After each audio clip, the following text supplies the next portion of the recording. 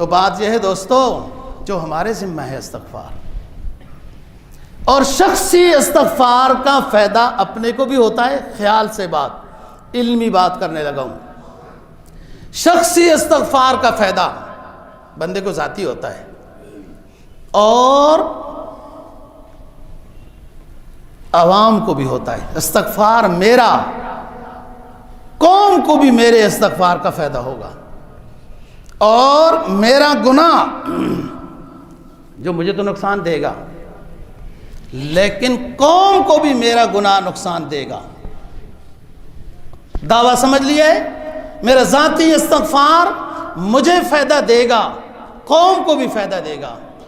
میرا ذاتی گناہ مجھے تو نقصان دے گا، قوم کو بھی نقصان دے گا. اب آؤ، حضرت موسیٰ علیہ السلام کی بات لکھی جاتی ہے، ٹھیک ہے اس لحاظ سے کہ قوم موسیٰ علیہ السلام کی تھی، لیکن موسیٰ علیہ السلام اس وقت لیڈر نہیں تھے. اس قوم سے جو جہاد کر رہی تھی، ایک شخص سے بدکاری ہوئی. مجاہدین یہود تھے اس وقت. کتابوں میں موسیٰ علیہ السلام کا نام لکھ دیا گیا ہے. موسیٰ علیہ السلام کی قوم ضرور ہے، لیکن اس وقت جہاد کا جو قیادت کر رہے تھے وہ دوسرے پیغمبر تھے. بعد نے یوشع بن نون لکھے. توجہ سے بات سنیں. ایک بندے سے، مجاہد سے بدکاری ہوئی.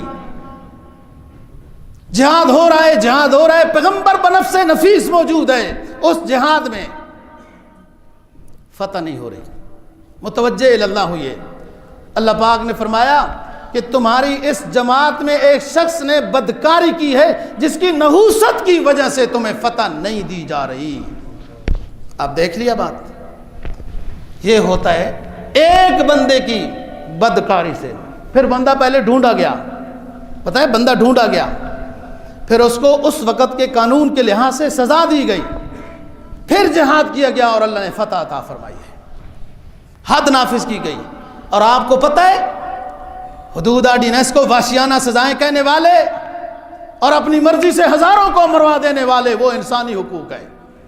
اسلام جن مجرموں کو سزا دینا چاہتا ہے اس کو تم کہو وحشیانہ سزائیں، اور تم اپنی چودراہٹ کو درست رکھنے کے لیے ہزاروں کو مروا دو، چیلے چمچے تیار کر کے پیسوں پر بندوں کو قتل کرا دو، وہ ٹھیک ہے.